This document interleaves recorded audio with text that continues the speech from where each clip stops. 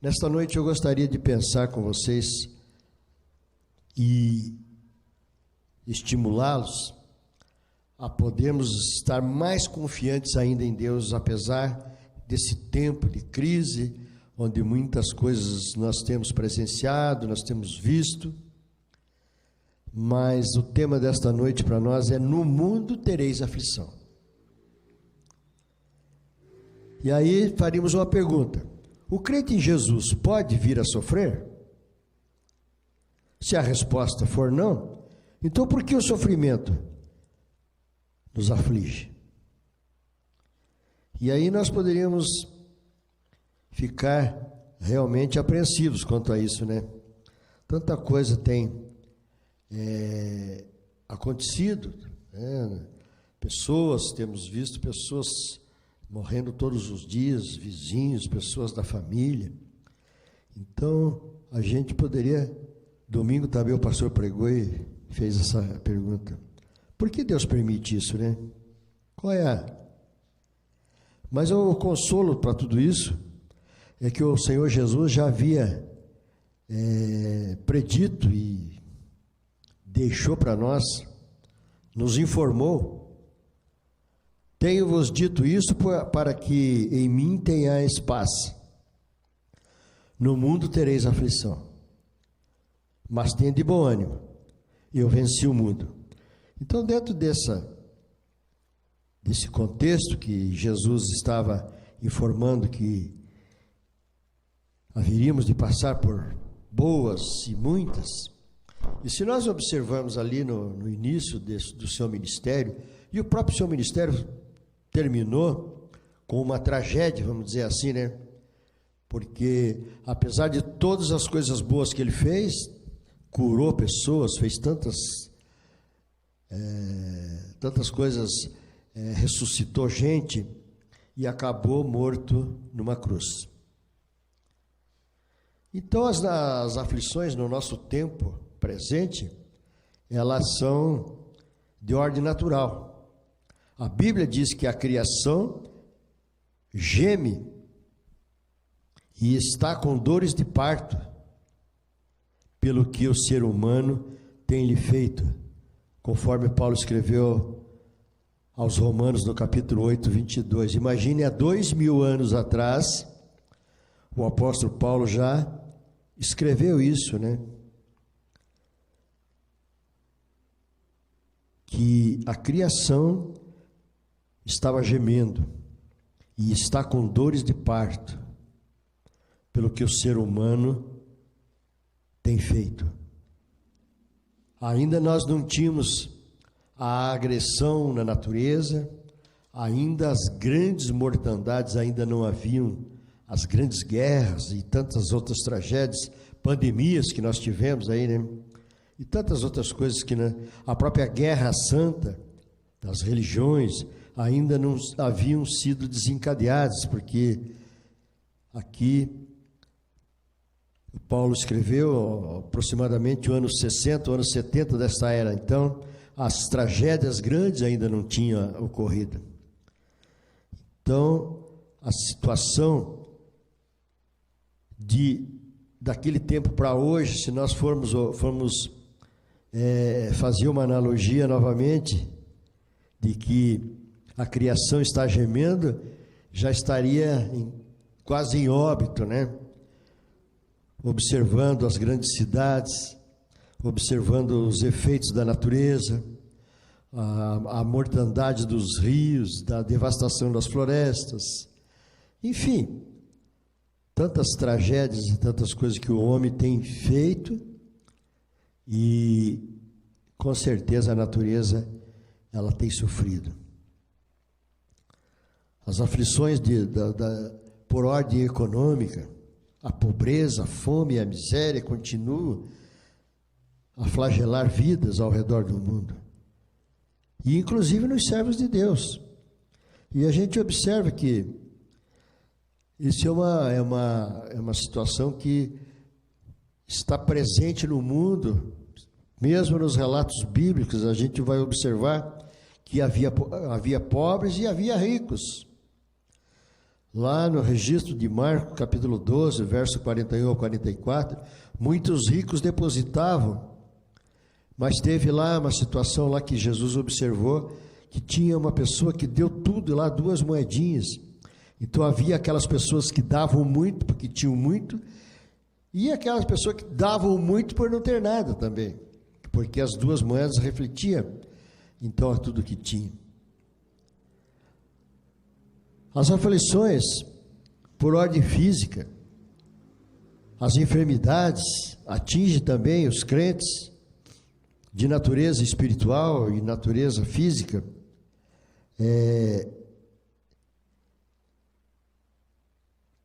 E geralmente oriundos das práticas pecaminosas.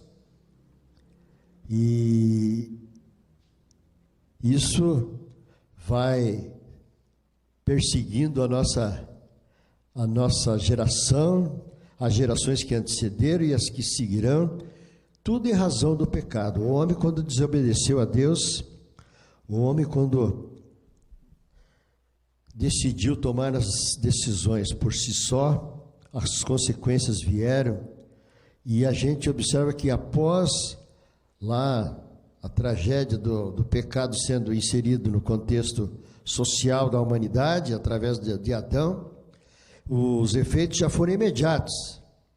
A gente observa ali que os seus filhos, ali Caim já teve um problema, e já vieram tantos outros subsequentes que nós não vamos aqui citar, mas só para a gente ficar atento o quanto que há necessidade de nós estarmos próximos de Deus, nesse tempo em que você está aí na sua casa evidenciando todos os acontecimentos que o mundo está sucedendo, as redes sociais e a imprensa noticia, dão os relatos, os informativos às 24 horas do dia, informando o número de pessoas afetadas, o número de pessoas mortas, as tragédias sendo cenário no contexto social do mundo, enfim, tanta coisa acontecendo, golpes, roubos, homicídios, e as coisas acontecendo. Por que o crente sofre? E nós poderíamos citar aqui, como eu já tinha até falado, a queda, todos os homens, sejam lá ímpios ou justos, razão para a existência do mal é a queda. De uma forma ou de outra, as resultantes estão, e a humanidade vai passar por isso, estamos passando por isso que o apelo de Jesus era para que as pessoas conhecessem, para que as pessoas fossem noticiadas, e ele arregimentou aqueles 12 inicialmente, para que pregasse, para que anunciasse as boas novas do Evangelho, porque ele era sabedor que o mundo iria passar por todas essas transformações, e chegaria um tempo em que somente respaldado a nossa vida em Deus é que nós teríamos um porto seguro. Haveríamos um tempo como esse, que nós não temos para onde fugir, a não ser entregar as nossas vidas a Deus. Você que está me ouvindo, de repente ainda não conhece esse Jesus que nós conhecemos, que eu estou pregando nesta noite.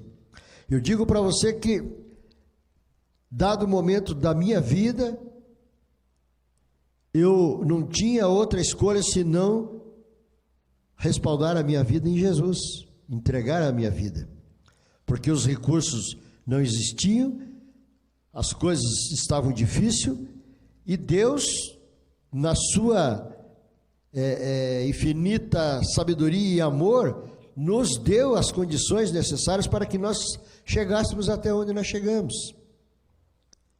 Então, a situação em que nós nos encontramos hoje, muitas das vezes,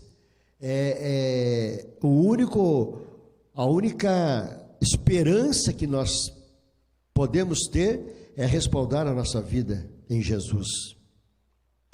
Porque a degeneração humana já evidencia isso através da história, através dos acontecimentos bíblicos e a história própria. A gente vai observando que todas essas coisas vão acontecendo em razão da desobediência do homem. E até esses dias atrás nós evidenciamos uma grande tragédia ocorrida ali em Minas Gerais. Algumas pessoas, alguns técnicos foram lá, observaram, verificaram que havia necessidade de fazer uma modificação naquela barreira, porque indicava que logo romperia. Outros, então pela desobediência, deixaram, e aí a catástrofe aconteceu. Muitas pessoas morreram, uma cidade toda foi dizimada, e uma série de consequências a gente vai observar pela desobediência. Se talvez tivesse seguido os critérios para o qual aqueles técnicos haviam já diagnosticado, muita coisa deveria ter sido evitada. Da mesma forma, a nossa vida, quando nós respaldamos a nossa vida em Deus, o convite de hoje, meus queridos irmãos, se você ainda não conhece esse Jesus, ou conhece, mas de repente ainda está em dúvida diante de todo esse quadro que se apresenta, eu quero te dizer que a única esperança é Jesus Cristo.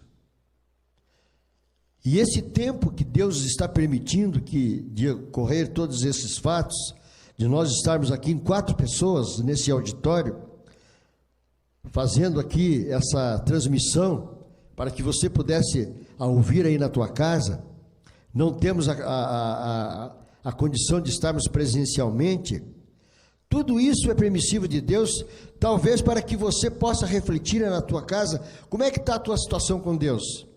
Antes da pandemia, como era a tua situação com Deus? Você estava efetivamente andando com Deus, fazendo realmente a vontade de Deus? De repente Deus permitiu que esse ano de 2020 e esse início de 2021 fôssemos privados de muita coisa, para que nós pudéssemos fazer essa retrospectiva da minha vida, como eu tenho andado, o que tenho feito, o que eu preciso melhorar, o que eu preciso modificar da minha vida.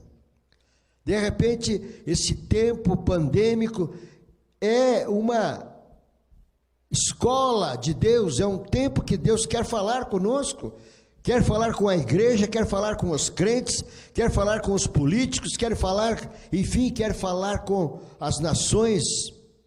O que tem sido feito? Qual é a situação emergente? O que nós precisamos modificar na nossa vida?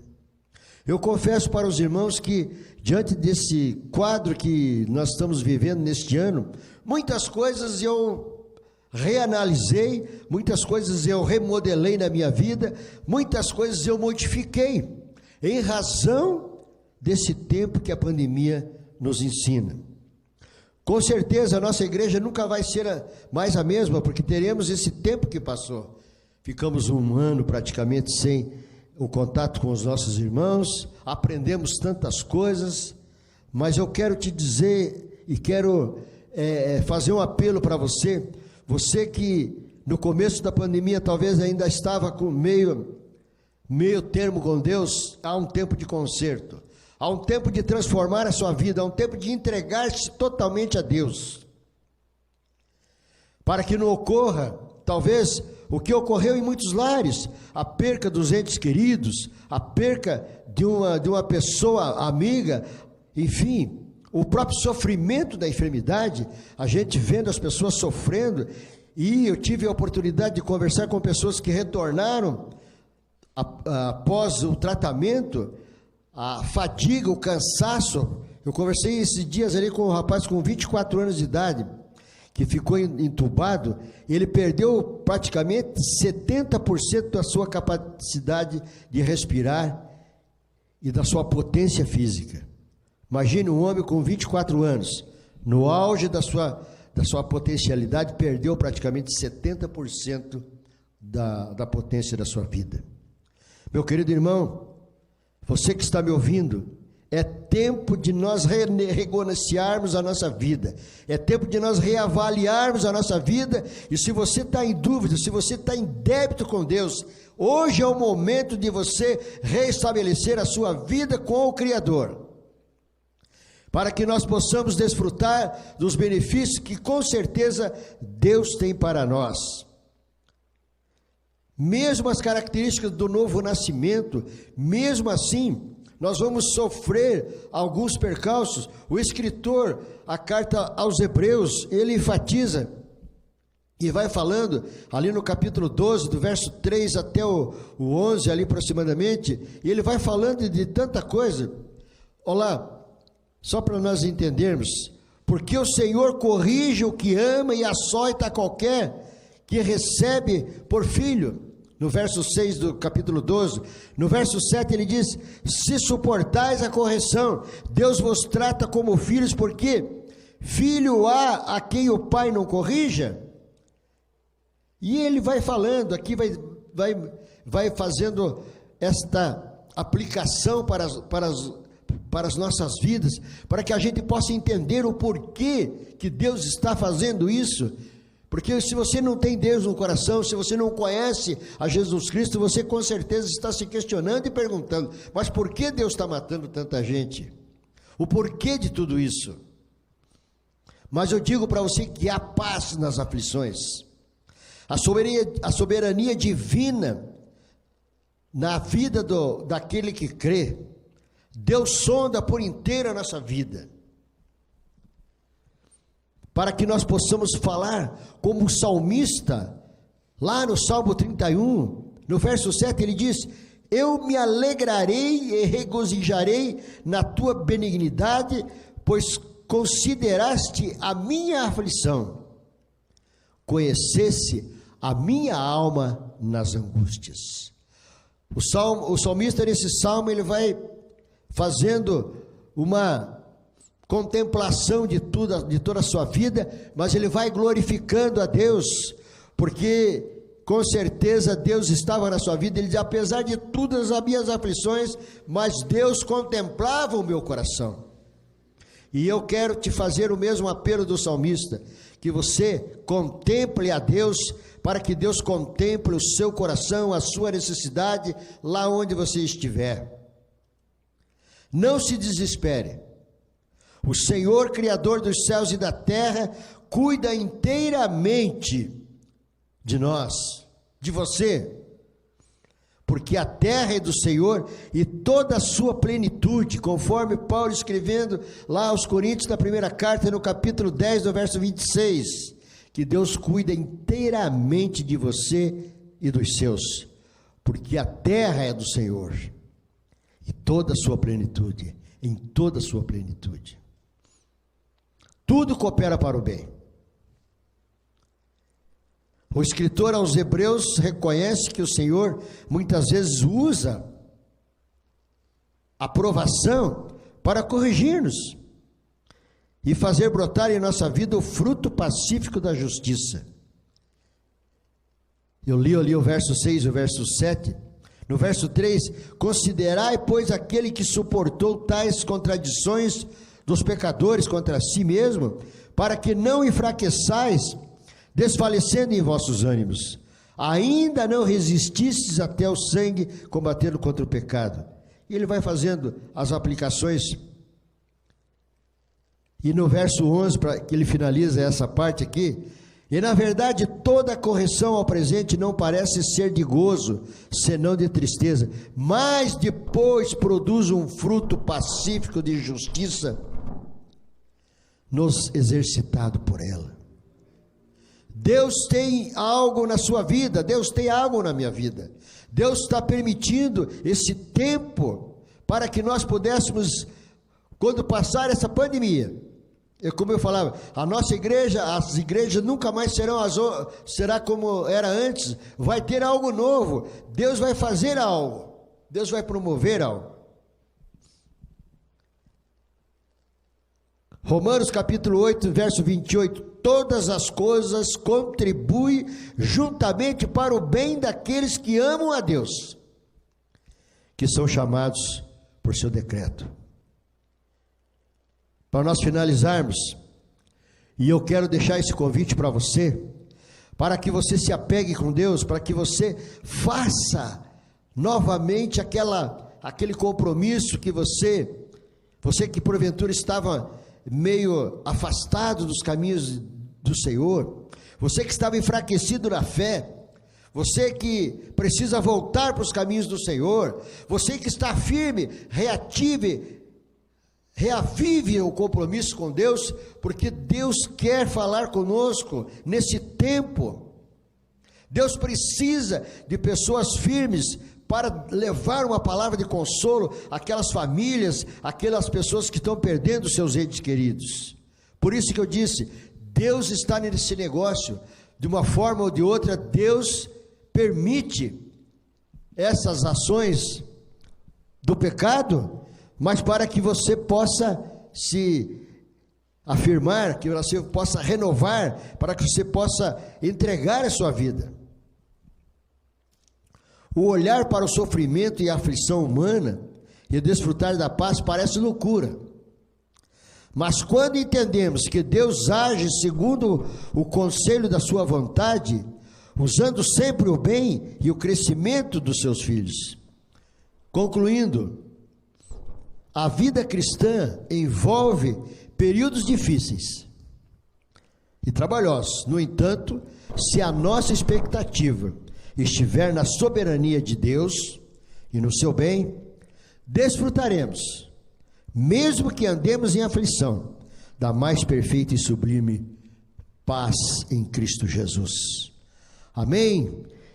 Que Deus abençoe a todos, que permaneçam firmes nesse culto de oração. Se você ainda não entregou o seu pedido de oração, se você ainda não manifestou diante de Deus o teu desejo, é oportuno ainda. Eu estarei fazendo a última oração e nós ouviremos o quarteto e assim estaremos finalizando este culto. Mas não deixe de apresentar a Deus a tua vida e a tua petição. Senhor Deus, nosso Pai, mais uma vez oramos ao Senhor, agradecendo porque mesmo nesse tempo de pandemia, apesar de todas as dificuldades, apesar de todo esse tempo de crise, o Senhor tem se pronunciado no meio do teu povo, tem feito as tuas maravilhas, como lá no passado, quando o Senhor esteve aqui, curou, deu vista aos cegos, fez os coxos andarem. Mesmo nesse tempo o Senhor tem feito as tuas maravilhas. E nesta hora, Pai, aquela pessoa que está enfraquecido, aquela pessoa que está ainda, ó Deus, que não te conhece, que seja o tempo oportuno, Pai. Visita aqueles que estão carentes e necessitados da tua intervenção. Ao mesmo tempo também visita os leitos das UTIs, daqueles lugares onde estão ali as pessoas acamadas, afetados por esse vírus, Pai. Os lares onde perderam seus entes queridos, consolando os corações. Age, Pai, no meio do teu povo. É a nossa oração que nós fazemos nesta noite, pedindo a tua graça, a tua bênção sobre toda a nação brasileira, sobre todo o globo terrestre, onde estão sendo as pessoas atingidas, Pai, nos concedendo um tempo do Senhor, mesmo na aflição, mas que o conforto do Senhor esteja em nossas vidas. Concede-nos uma noite de paz, o restante de semana abençoada, e que o Senhor esteja no controle das nossas vidas. É a nossa oração, é a nossa petição que nós fazemos nesta noite, já agradecidos, em nome do Senhor Jesus, que vive e reina para sempre. Amém.